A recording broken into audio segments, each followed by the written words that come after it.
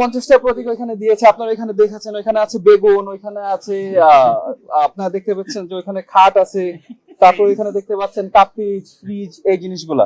আজকের প্রেক্ষাপটটা যদি একটু বলি, নির্বাচন কমিশন আমাদেরকে বলেছে যে তাদের যে লিস্ট আছে, লিস্টের মধ্যে 50টা সিম্বল দিয়ে তারা বলেছে এখান থেকে আপনারা একটা চুজ করেন।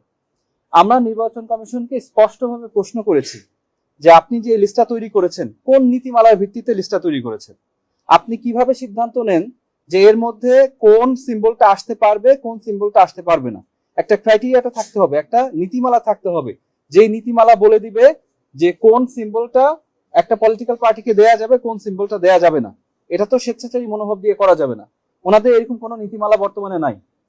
একটা সাংবিধানিক প্রতিষ্ঠান একটা নীতিমালা ছাড়া সকালবেলা ঘুম থেকে উঠে সিদ্ধান্ত নিচ্ছে কোন সিম্বলটা আমি কোন পলিটিক্যাল পার্টিতে দিব, এবং সবচেয়ে ভয়ঙ্কর যেটা ওনারা বলছে এটা আমাদের চাপিয়ে দিবেন। আপনাদেরকে স্পষ্ট নীতিমালা দিতে হবে, যে নীতিমালা বলবে কোন সিম্বলটা পলিটিক্যাল পার্টি নিতে পারবে, কোন সিম্বলটা নিতে পারবে না। সেই নীতিমালা না পাওয়া পর্যন্ত আমরা এই জিনিসটা সুরাহার দিকে যাচ্ছি না। এখানে আমরা নির্বাচন কমিশনকে আজকে স্পষ্ট করে বলেছি এটা তারা পারবে না, তাদের আইন অনুযায়ী পারবে না। আপনারা জানেন যে তাদের একটা আইন আছে, রাজনৈতিক দল নিবন্ধন বিধিমালা 2008, এইটার 7(2) বিধি অনুযায়ী পত্রিকায় দুইটা পত্রিকায় বিজ্ঞপ্তি প্রকাশ করতে হবে।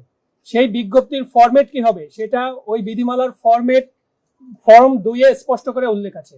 আপনারা জানেন যে ফর্ম 2-এ উল্লেখ আছে রাজনৈতিক দলের নাম দিতে হবে, তাদের ঠিকানা দিতে হবে এবং বলতে হবে, আমি এক্সাক্ট ওয়ার্ডিংটা দেখাচ্ছি আপনাদেরকে, যে উহাদের প্রার্থিত প্রতীক ড্যাশ, অর্থাৎ এনসিপির ক্ষেত্রে তারা যদি পত্রিকায় বিজ্ঞপ্তি পাবলিশ করতে চায় অবশ্যই আমরা যে প্রার্থিত প্রতীক চেয়েছি সেগুলো এখানে উল্লেখ করতে হবে। এইখানে এই বিধি অ্যামেন্ডমেন্ট ছাড়া নির্বাচন কমিশন তাদের স্বেচ্ছাচারীভাবে, তাদের ইচ্ছা মতো, খামখেয়ালিভাবে কোনো প্রতীক আমাদের উপর চাপিয়ে দিয়ে বিজ্ঞপ্তি প্রকাশ করতে পারবে না। না, আমরা আদালতে কেন যাব? আমরা তো নির্বাচন কমিশনের যে জবাবদিহিতা সেটিকে আমরা জনগণের কাছে স্পষ্ট করব, এবং তাদেরকে আমরা স্পষ্ট করে বলেছি যে আপনি যদি এইটা নিজে একটা মার্কা চাপিয়ে দিয়ে বিজ্ঞপ্তির দিকে যান সেটা আপনার আইন অনুযায়ী বেআইনি হবে। এই জায়গাটায় ওনারা কনভিন্স হয়েছেন। ওনারা বলেছেন যে এটা তো গুরুত্বপূর্ণ প্রশ্ন আপনারা তুলেছেন, এটা তো আসলে আইনের সংশোধন ছাড়া সম্ভব নয়, এটি তারা বিবেচনা করবেন, পরবর্তী মিটিং এটি আলোচনা করবেন।